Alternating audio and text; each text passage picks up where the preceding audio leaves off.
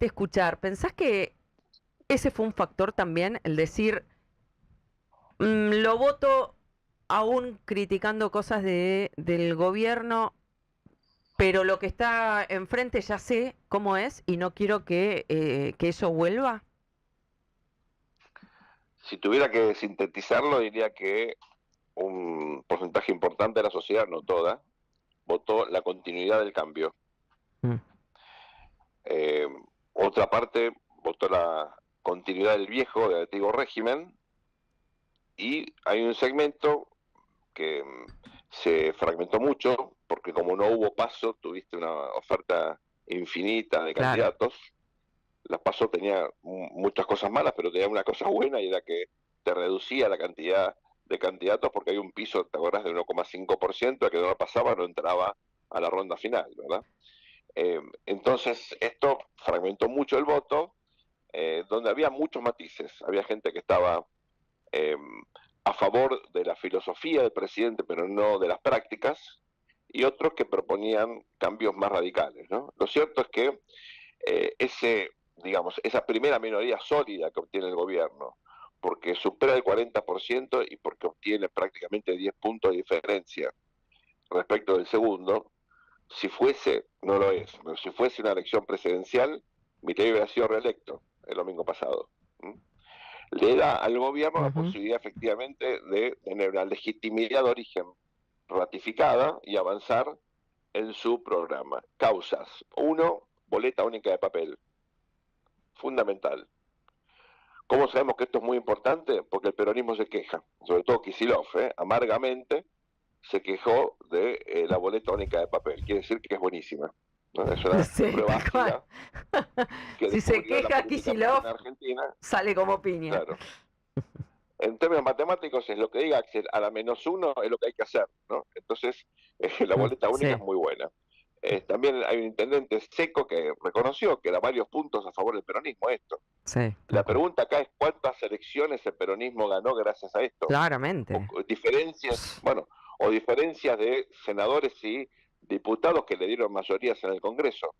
Sí, Ojo que absolutamente. esto es un cambio, bueno, esto es un cambio, digamos, intertemporal. De acá en adelante no se vuelve al viejo sistema, con lo cual este salto de calidad institucional le da una correlación de fuerzas diferente a la Argentina. ¿Eh? Ujú.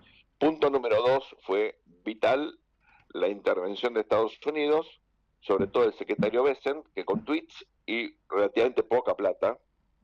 Imaginen ustedes que la plata que puso el secretario de Estado Bessent para frenar la corrida cambiaria fue un tercio de lo que recaudó Argentina cuando bajó las retenciones, en 3 días. Claro, Bueno, entonces no fue mucha plata, no pero fue tanto. sí el hecho de que el prestamista de última instancia, ya no era el fondo, sino el Tesoro de Estados Unidos, fue crucial para evitar un descalabro eh, macroeconómico 2 semanas antes de la elección. Tal Así que cual. allí hay que marcarlo esto como lo que fue, ¿no? Un punto de inflexión. Tercero, la sociedad no solamente vota la continuidad de cambio, sino premió al gobierno que bajó la inflación Mm. de un 300 a un 30%.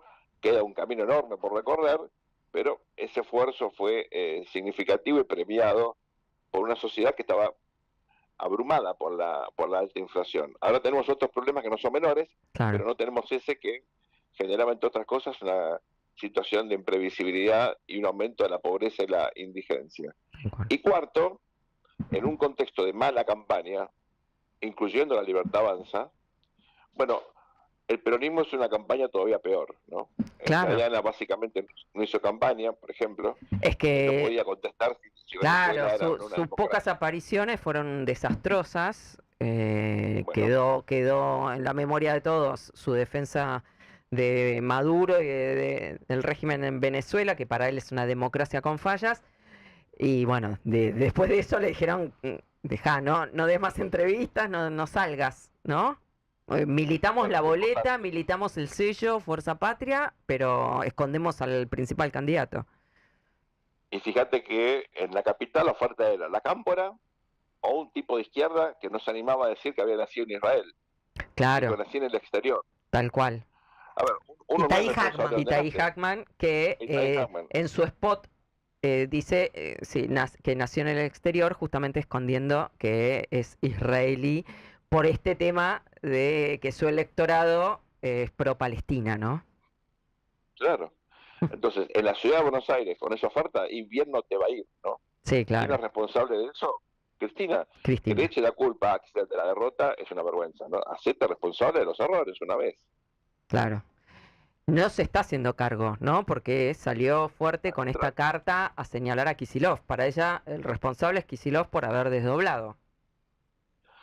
Bueno, que se rompa, pero que no se doble, ¿no? Decía Leandro Alem, y creo que Cristina sigue esa tesitura. Ella no va a dar nunca el brazo a torcer. Claramente, Kicillof le ganó una elección a ella el 7 de septiembre, y luego, bueno, fue un triunfo pasajero, como dice el tango, ¿no? Pobres triunfos pasajeros. Lo importante aquí es que el peronismo entró en una entropía, una pelea interna que nadie sabe cómo se resuelve. Si es que se resuelve, ayer Axel apretó el acelerador con 42 intendentes, dando una señal de que tendría un proyecto presidencial con o sin Cristina, ¿verdad? ¿Qué pensás que puede pasar ahora, a partir de ahora, en el peronismo? Porque hemos visto que se han arrancado los ojos, pero después, llegado el momento de las elecciones, son todos hermanos del alma, ¿no? Van siempre juntos. El peronismo tiene un gran problema y es que está preso no solo de Cristina, sino de la política bonaerense. Mm, Está como sometido a la dictadura de los votos del Gran Buenos Aires en particular. Y hablando con eh, gobernadores, exgobernadores, algunos senadores del interior, la sensación que me da es que para ellos llegó la hora de tener un candidato del interior. Te mm, dicen, los presidentes peronistas, lo sacan a Alberto Fernández de eso, fueron de La Rioja y de Santa Cruz, ¿no? claro. Entonces, yo creo que ahí hay algo que puede, no sé si renovar el peronismo, ¿no? Pero de alguna manera darle otra perspectiva, que es lo siguiente. En la Argentina hay un cambio, voy a poner un poquito más teórico, de la economía política. ¿Por qué? Porque la zona árida, que es el oeste, toda la franja cordillerana, y la Patagonia, que nunca fue una zona de generación de riqueza relevante, excepto, bueno, algún enclave petrolero en Comodoro Rivadavia y algo más, hoy tiene una capacidad de generar a la Argentina oportunidades de desarrollo superiores a de La Pampa, húmeda o a la zona, digamos, agroindustrial y las grandes ciudades. Digamos, La Plata va a estar ahí, ¿sí? Entonces, en la medida en que haya líderes que reconozcan este potencial por la minería, por el petróleo y el gas, por el frío que te brinda chances ahora de tener estos centros de datos, fíjate lo que anunció nada más que Open ahí, son 25 billones de dólares. ¿Okay? Acá tenés políticos que en el Gran Buenos Aires van a inaugurar una fábrica que cuesta $1 millón, acá hay 25.000. Mm, Entonces, eso le da al peronismo o al interior del país la posibilidad de reposicionarse. mm. En la medida que las zonas más dinámicas del crecimiento, la generación de empleo, las exportaciones vengan del interior, alguien tiene que representar esos nuevos intereses, que hoy no están en el debate. Claro. No tenés a gente defendiendo lo que significa esa Argentina que en potencia, bueno, no tendrá tantos votos, pero sí tiene muchos dólares de inversión y de exportaciones detrás. El que represente eso se mete a la discusión. Bueno, va un poco en línea lo que contás con lo que contaba hace unos días por mi experiencia participando de un webinar con inversores extranjeros, lobistas de Washington y gente con empresas y fondos de inversión con ganas de invertir en Argentina, en el sector minero, energético y tecnológico sobre Uh -huh. todo.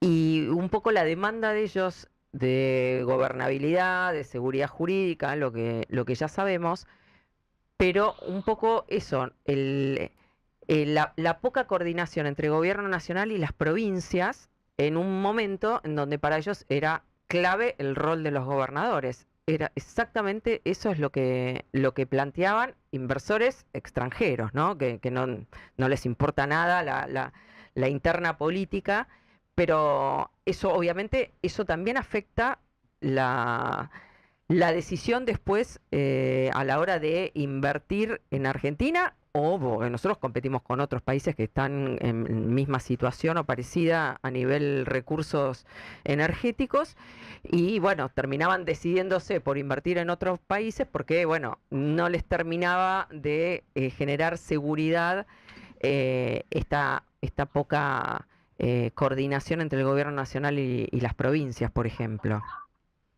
No se habla de coordinación. Ten en cuenta que a partir de la reforma constitucional del año 94, los recursos naturales son de las provincias. Son de las Es provincias, decir, todo lo sí, que hay claro. debajo de la tierra son de las provincias. Con lo cual, no te alcanza con que haya un gobierno, digamos, promercado, que busque la apertura, que Exacto. tenga un alineamiento con Estados Unidos.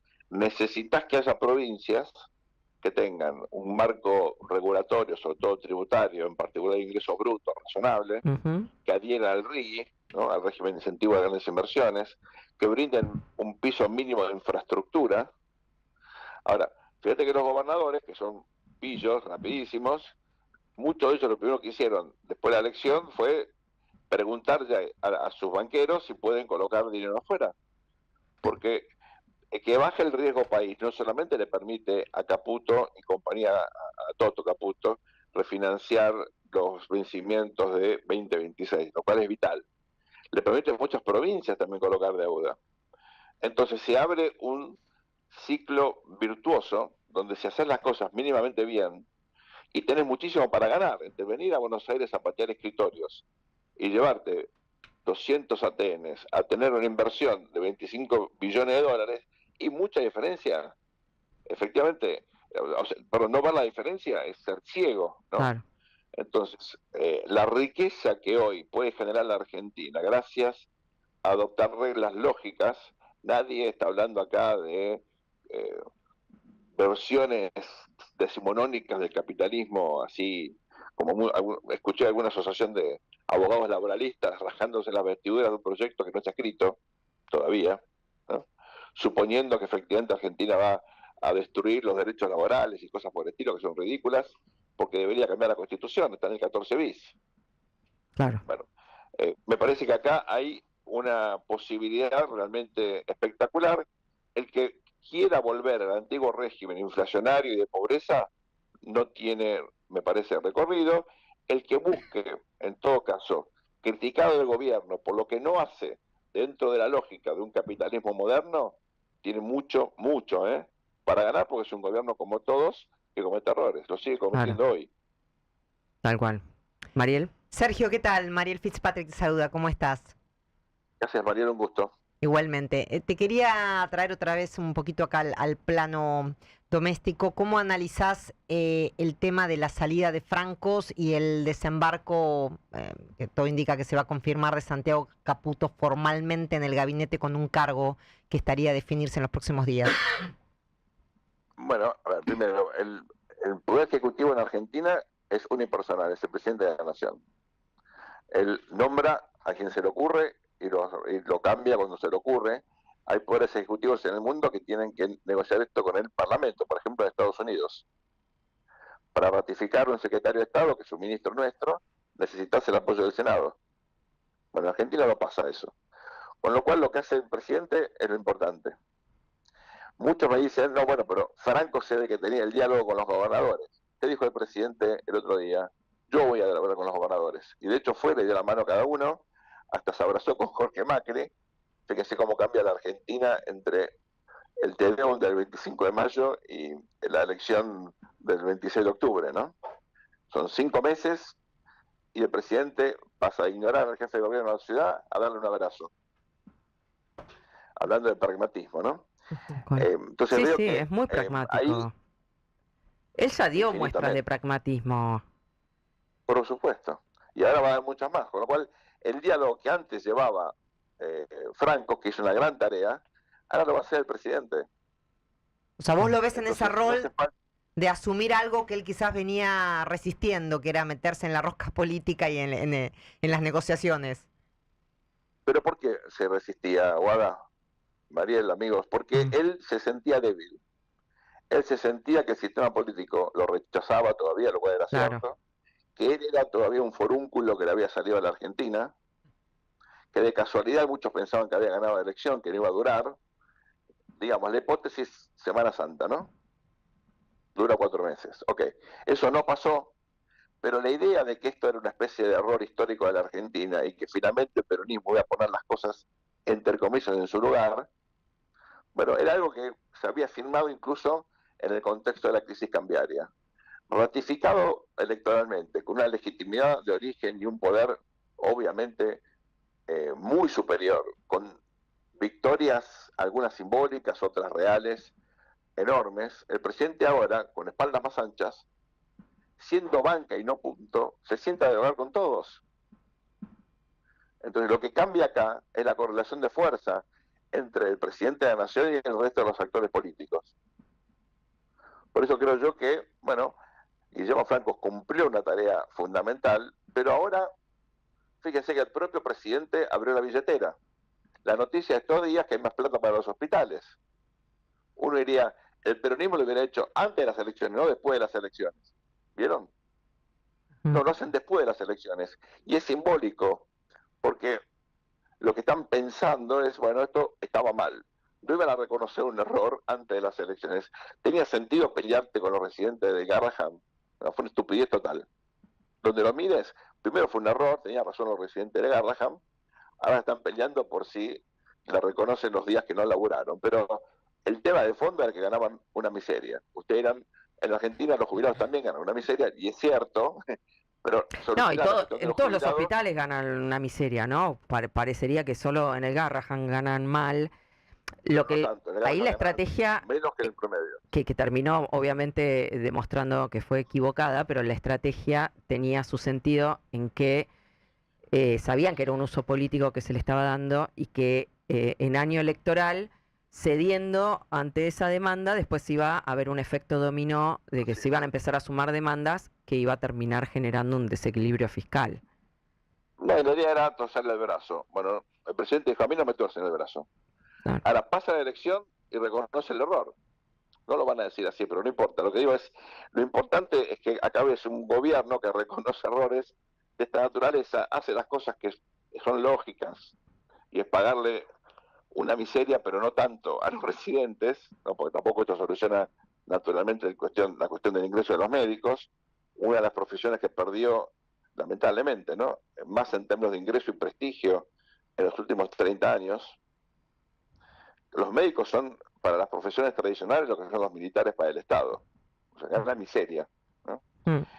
Y creo que eso, bueno, es una manifestación de lo que viene ahora, es una etapa diferente, con un gobierno que va a aceptar que hace falta obra pública, con un gobierno que va a aceptar el diálogo y la interacción más normal con los gobernadores y con los otros poderes del Estado, con un gobierno que, bueno, incluso si supera este año los desafíos macro más importantes, yo creo que incluso va a tener un poquito más de sensibilidad para las cuestiones micro. Clarísimo. Sergio, muchísimas gracias, ¿eh? Un beso. Siempre un Saludos, gusto. buen fin de. Buen fin de. Igualmente. Era Sergio Berenstein acá en